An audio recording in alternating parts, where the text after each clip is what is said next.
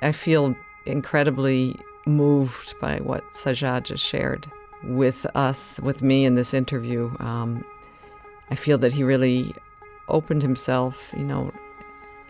It's not easy to talk about how situations affect you. I know a number of colleagues feel like, yeah, okay, this affects me, but why should I talk about that? I mean, I have it good. Look at the refugees, look at the people under bombardment. And so they tend not to open up so much about their own feelings. But Sajjad did give us that.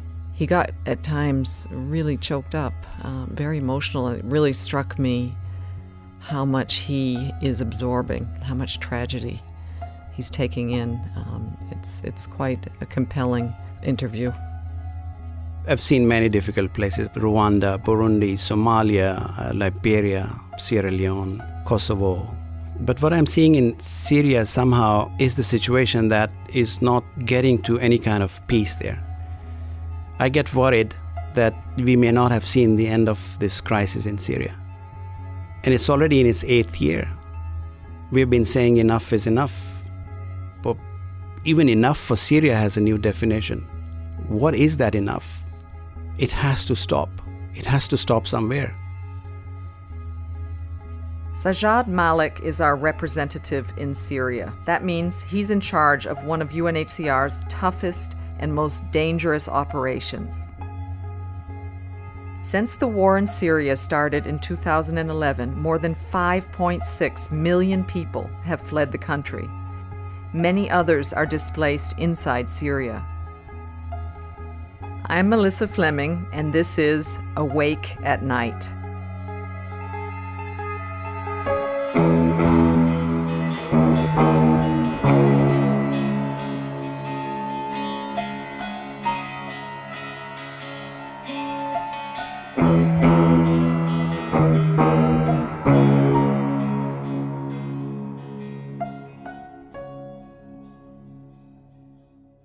Sajjad, thank you so much for coming into the studio, for taking part in this interview. I'm really looking forward to talking to you about your life and particularly your work in Syria.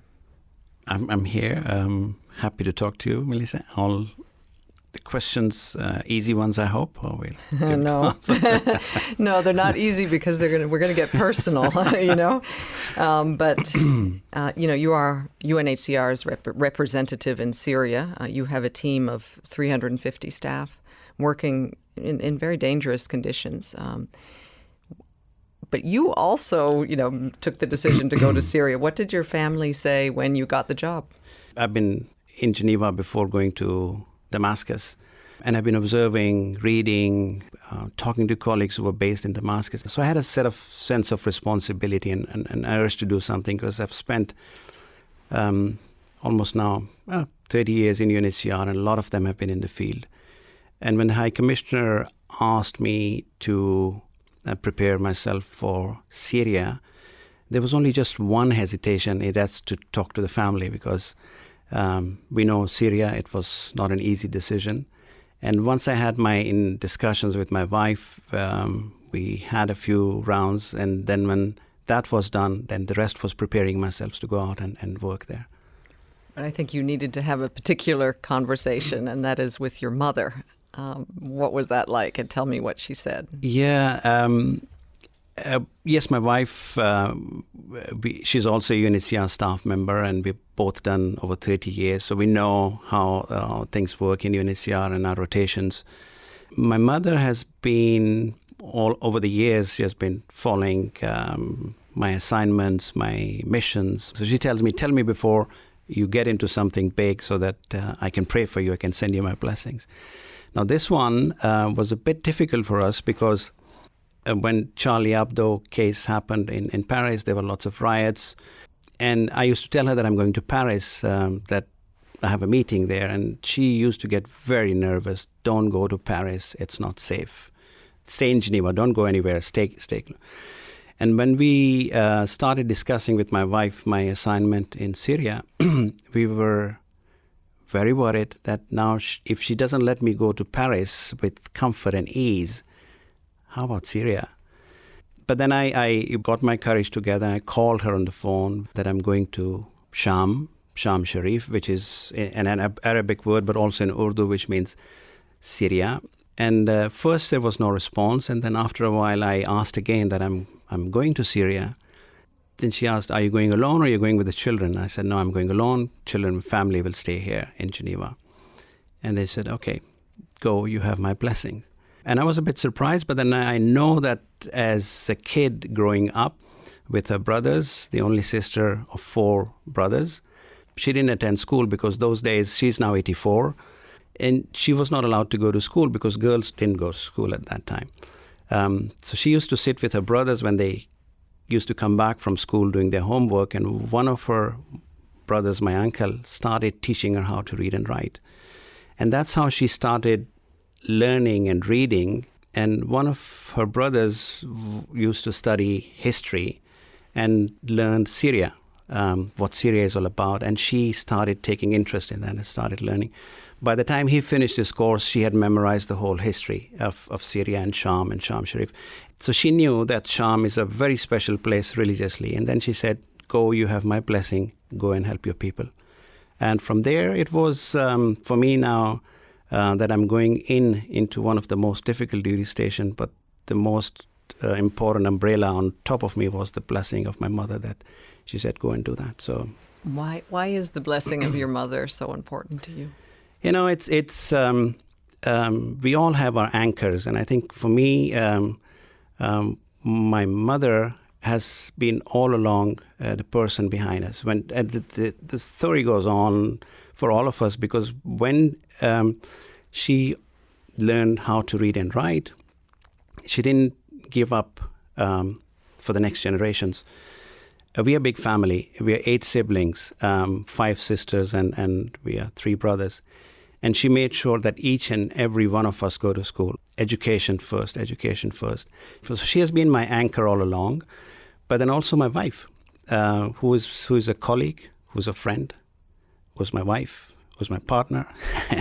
So it is these two persons in my life. I do not take big decisions without consulting them first. You've served in also very difficult and dangerous places before. And now Syria. And so what is your thought process when you're thinking about taking the decision to deploy to places like that? I think there's personal side and there are professional sides. I think personal side, it is to make sure that family is safe. It's the education of kids, their future, that they are in a place where I can be mentally secure that even if I'm not here for a few months, that they will be safe. Leaving them behind in Geneva, I was, other than family separation and not being at home every evening, being with the kids,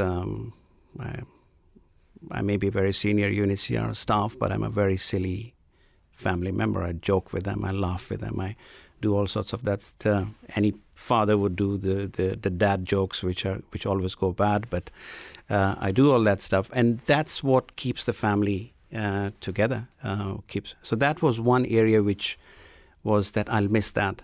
Time goes very fast. I've already been out there now for 2.5 years plus in Syria, and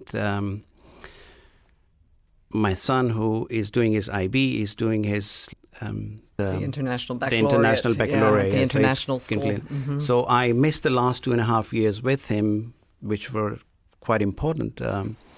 So that is something that you miss. So that process goes through your mind that you will be missing all that. Does it feel like a sacrifice in a way? You don't think you're making a sacrifice. You don't. It's not intentional that I'm sacrificing. It happens because you know that this is something that will happen, because when you're away from family for that long, and it was a family decision in the end that I had to sit down with all my kids and my wife, and we discussed and how important it is, and to convince them there was this professional side of it, that it's important because they've been seeing Syria on the news for a very long time. And I used to tell them, these are my colleagues working out there. They know that I'm a humanitarian. Their mother is UNHCR staff member, and they know what it means to be humanitarian. And when it was family discussion around dinner tables to see what would you think if I go out there and if there's an opportunity for me to be there. It wasn't a difficult decision in the end. They knew that they will now, I cook at home dinners and some special meals that are related to me that they'll miss those, and they'll have to start learning how to cook, and they'll have to start doing their own things now. But it was easier for them to say, Baba, go and do what you have to do. So it's that was more difficult. Professionally, I knew the organization. I know the organization well. I knew the operations very well. But I think the most difficult decision was to get the family angle sorted out first. And then once this is secured, then I know that my back of my mind, I'm secure that family is okay, and I can focus full time on that operations. So what does your son, who's just now graduating from high school, what does he think of your being in Syria? He's extremely proud of what I'm doing. In fact, every time there is an opportunity for me to come back, I go and pick him up from school, and he's a teenager. He's 17, turning 18 now. And normally teenagers, it's a bit, keeping parents away. But in my case, he takes me into his library, come and meet my students, friends, and introduces me to them. Baba is back, and he's in Syria. And then he tries for me to tell them something about Syria, something that is happening, unique. So he proudly presents his dad as working in Syria, helping people. And he writes on his Facebook that he's doing what he does best. So have you had any conversations with your children about their fears? I mean, they must be worried about you in being in a place that's a war zone. They are worried. So it's the whole family, extended family, but children more so. But whenever something happens, the first thing is that I have to communicate very quickly to my wife, so she knows what has happened, so that when she gets to hear on the news, that then it doesn't come out because there's bombing in Damascus or shelling in Damascus, or I'm out there and I'm not able to communicate because there's no telephone lines or no internet access. That then she knows and she keeps kids informed. And when I used to come out for my, and I say used to come, I still do come out on my R&Rs. But the first few times, dinner discussions were very serious, focused. So what did you see, Baba? What did you hear? How is it? Schools, children.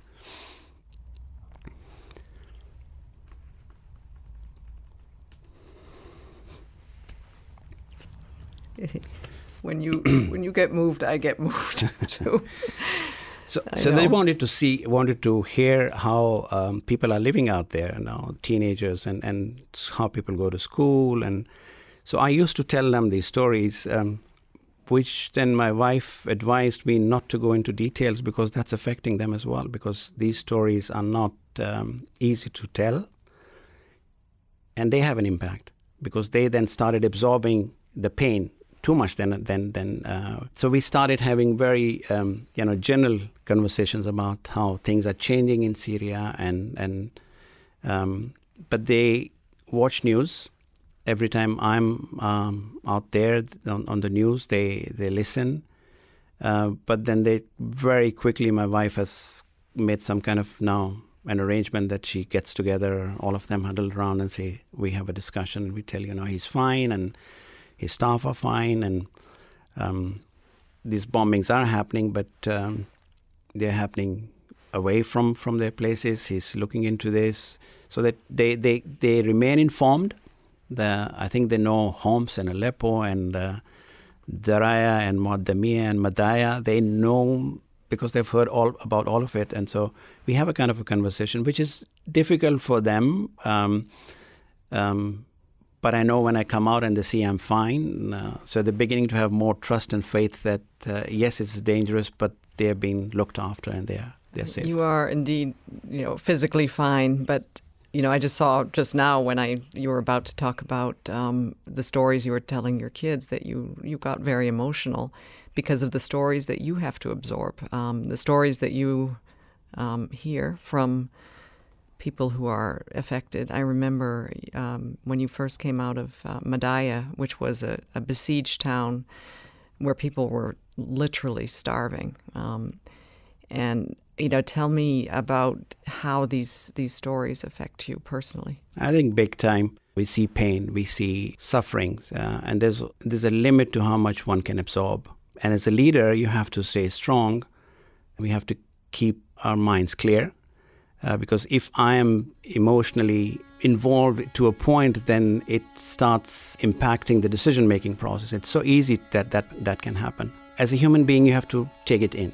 You have to absorb it. And the more we discuss and talk about it amongst ourselves, we do that. We break down sometimes, so it's only normal. But amongst ourselves, it's a peer support group that is amongst us that we do that.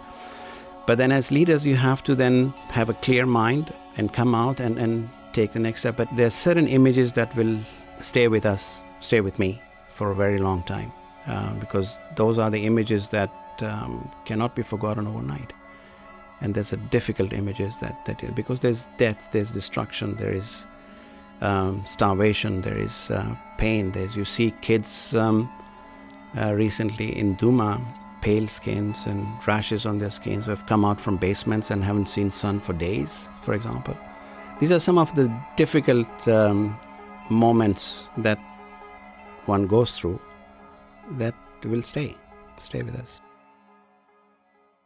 I want to talk about Medea. This is a town in Syria. This is very close to the Lebanese border. It was besieged for a long time, and you went in there as one of the first in the relief effort when finally there was an opening.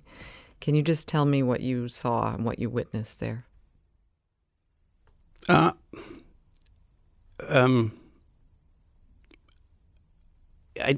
Difficult to describe what we saw. It was very difficult besiegement. This was, I've seen in Somalia starving kids. I've seen, because the conflict brings issues like that. But Medea was children starving, kids, injured people in hospitals, makeshift hospitals, not enough beds, blood-stained floors, starving elderly people who had chronic diseases. There was no medicines. The only doctor that I came across himself had a sharp nail in his leg. There were no antibiotics. So the few that he managed to get, even those were not working on him because he didn't have enough food intake that could help make his body strong. It was extremely cold. This was winter when we went in. And I remember I had several layers on me, and I was still cold. And they were living in dark, no light rooms with no heating, nothing, shivering kids. And we were there for several hours inside, offloading trucks, loads of blankets and food and medicines, whatever we were able to bring in. And while we were parked in there, of course, they came to our cars and would knock at our cars and very quietly ask for something, because the pride was there. They didn't want to beg for anything. Fortunately, that is behind us now, because that's now an open area. Now we regularly visit that area, and we've started bringing relief and assistance and supplies, and that place is gradually coming back to some kind of normal. But it was... I take photos with my phone when I go out. It's hard to look back at some of these photos. For that particular mission, I had to delete all of them because I couldn't stand even going back to them. You showed me one of those photos when you came out, and it was of a family, and the mother instructed the kids to lift their shirts to show you what? Well, it was starving kids. You could see the ribs. You could see swollen bellies. You could see that they haven't eaten meals for days. But it's one meal a day, and that's also usually soup, whatever they can What get did their they hands want on. you to do with that photograph? They wanted us to go and tell the world that this is what they're going through. Even the elders got us together and say, we didn't deserve this. We didn't have to go through this. So you became, in a way, their messenger, and you took to Twitter, you went to the media. We have to speak out. We have to talk about what's happening in there. This is not to politicize it. This is not to, we are humanitarians. This is not the angle that I'm taking. I'm seeing women, children, elderly, boys, girls suffering in there. And it's my duty to make sure that we talk about it and then do something about it. Because yes, I went in and yes, I saw, and we brought food. My worry was then what next now? Because we brought in food for the next 14 days, basically. The ration would have lasted for the whole. And then the moment we came out, what we saw, we used that to say, next convoy, start getting ready now. Start getting the approval, start getting the permission to go back in and bring more assistance. And that was the pressures we wanted to build in again into the system, that you give food once doesn't mean that you don't eat for the next several weeks. You need food on daily basis. A normal kid would like to eat 3-4 times a day. And these kids were eating once a day. Even if that, they're lucky they get a meal. And how long can you survive in those kind of situations? One place that has really left its mark on Sajjad is the town of Douma in eastern Ghouta, very close to Damascus. Until recently, it was held by rebels, but the battle for control of the region lasted 5 long years, trapping tens of thousands of people. There was little food and no medicine, but the fighting made it very difficult for UNHCR to get access to deliver aid. It was a situation Sajjad found hard to bear. I can see Douma from my room, from my hotel room. I can see the outskirts of Douma. And when shelling and bombing happens, I can see it from my window. It's that close. And in Damascus, where we are based, we have stockpiles of almost every item that is required for that emergency. WFP has food warehouses. We have blankets and tents and kitchen sets and undergarments for winter and sleeping bags and elderly's jackets. UNICEF has supplies for children, for schools. We all are equipped sitting in there. And the frustration is that we are so close yet we are not able to bring assistance in, because the decision is not then humanitarian decision. We wait for approvals. And that's a very complicated process that's tied to so many other political issues, which, slows us down, which we cannot. But eventually when we did go in, so there is one side which is outside, but there are also armed opposition groups inside, including Jabhat al-Nusra and ISIS and Hayat Tahrir al-Sham and Jaish al-Islam. So the list goes on. So when we go in, we go unarmed. And we want to make sure that everyone knows that we're coming in. We're coming in. This is the route we are taking. These are the coordinates that we are going to be on. And these are the supplies that we are bringing, the X number of trucks. We'll be in at this time. We'll be out at this time. Please pause. Let the guns fall silent during this period. But this is also not respected all the time. And this last time when we went into Douma eventually with some 48 trucks of food and everything else, and while we were in there late at night around 9, 10, total darkness, we're still offloading trucks, there was shelling happening around us. We are sitting like I'm sitting with you now in a room, and the building was shaking when these bombs were happening. And our local counterparts looked at us all the time and smiled and said, don't worry, this is not here. This is 3 neighborhoods down. So it's so close and they're so used to it. But we had to eventually rush out because we were instructed. We were in contact with Geneva, with New York, with the coalition. So 10 o'clock, we finally exit in total darkness. 48 trucks, lights totally switched off. About 14 Land Cruisers, lights switched off. Telephones switched off because we didn't want anyone to see the coordinates where we are so that we are not become a target. And we exited very slowly, carefully into government-controlled territories, and the shells, rockets landed while we were about at the checkpoint. So when we came out, still at least relieved that we've brought some assistance and we've seen what's happening inside. But when we came out, we realized that we brought 14 truckloads unloaded, so they were still full of supplies. Because we had to exit and we could not stay any longer inside there because we were risking ourselves and risking others. So that's the kind of situation. Then frustration builds up. Planning, risk-taking, ourselves, our staff, volunteers who are out there. We have seen hungry people. We have seen kids who are in need of assistance. And then we are in after all these clearances and difficult procedures.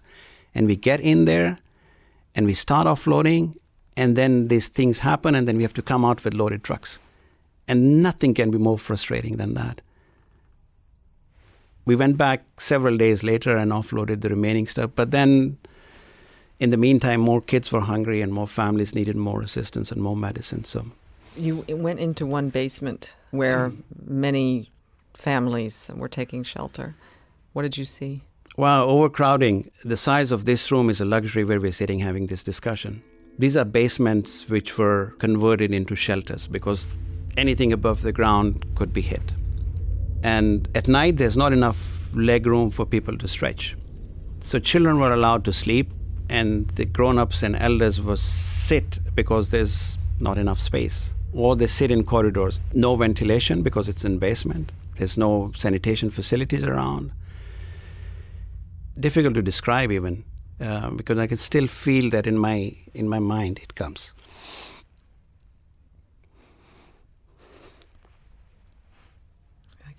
It's something that you probably had never seen before. No, I did not see this before. And we had heard about that. We have discussed about that. But to physically see that was, strong smell, not enough cleanliness around. But these people also not enough water to take showers and clean themselves up. And only kids sleeping and elderly cannot because there's no leg room. And it was getting overcrowded because more displaced were coming into those areas.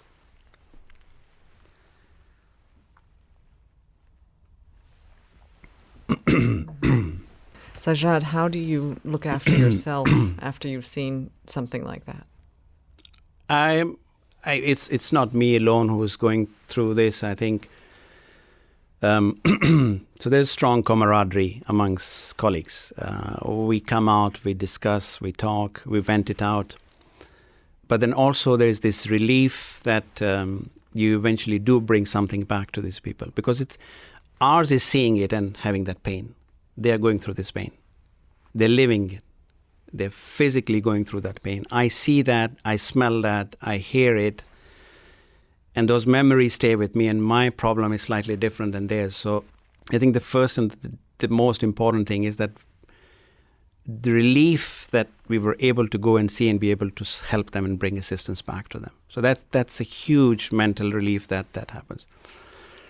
Then you have to manage your stress as an individual because people handle these differently. As a leader, people also expect you to be stronger, and they have to come to me to talk and discuss and vent it out. So there's not only these issues, but countless other issues.